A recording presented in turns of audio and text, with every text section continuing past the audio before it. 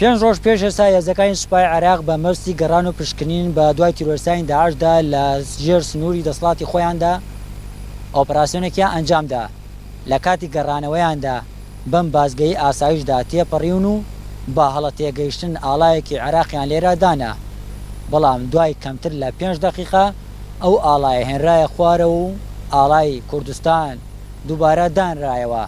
بەڵام ئەمە لەلایەن کۆمەڵێک لایەن کە دەیانەوێت داگیرکاری تورکیا و داگیرکاری وڵاتان لەژێر دەسەڵاتی خۆیان بشارنەوە کراوە بە گەمەیەکی سیاسی و دەیانەوێت خەڵکی پێ چەواشە بکەن.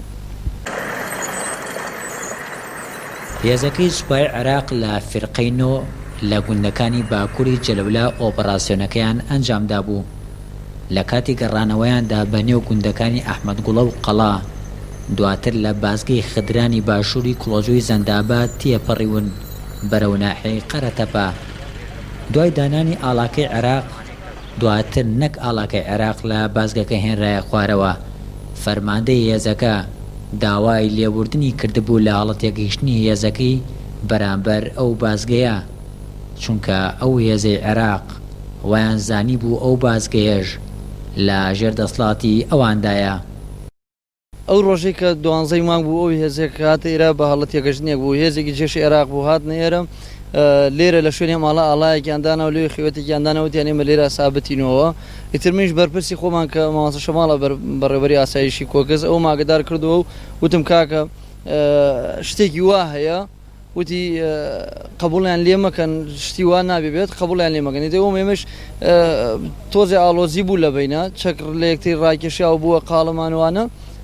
ئەویش بەرپرسێکیان لەگەڵا بوو سەری خۆی ئاگدار کردووە، سەری خۆی ئاگدار کردووە و ئەمریان پێکرا کە سەحب بکرێن لێرە. داوای لێبوردنیشیان کرد و ئیسا شوێنی ئەو ئاڵایی کە ئەوان دایانە ئەو ئاڵای خۆمانە لێرێ و ئەم بازگەشە بازگەی ئاسایشی کۆکزە.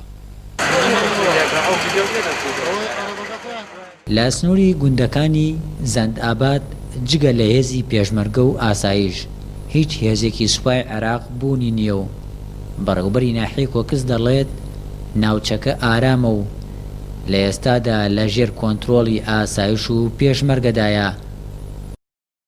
ئەم زاڵگەش دیارە هێڵێکی هاوبەشە، خەتێکی ئەچێ بۆ کڵۆژە و کەلار، هێڵێکشی بۆ جرلا و هێڵێکشی ئەچێ بۆ ناحیەی قەرەتەپە.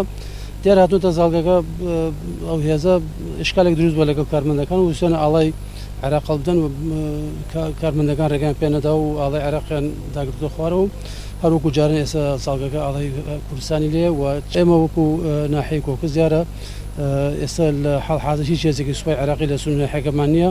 ئێمە تەنها ئەوەی کە بۆشایەکە بوو لە بین گوندی ئاوای سەیمودری لەگەڵ ناحیەی جەبارە دیارە ئەو هیچ هێزێکی لێ نەبوو. هێزێکیان چەند هامەرێک ئێستا لەوێ مانوتەوە لە نزیک ڕێبایەکان پێشمەرگە جگە لەو هیچ هێزێکی لە سنووری ناحیەکە ئێمەدا نییە.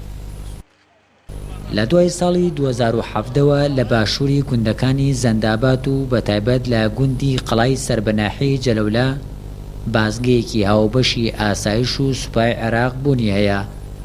هاتنی ئەم دوایی هێزەکانی سوپای عێراقیش بۆ ناوچەکە جگە لە ئەنجامدانی ئۆپەراسیۆن ئامانجی مانەوەیان نەبووە.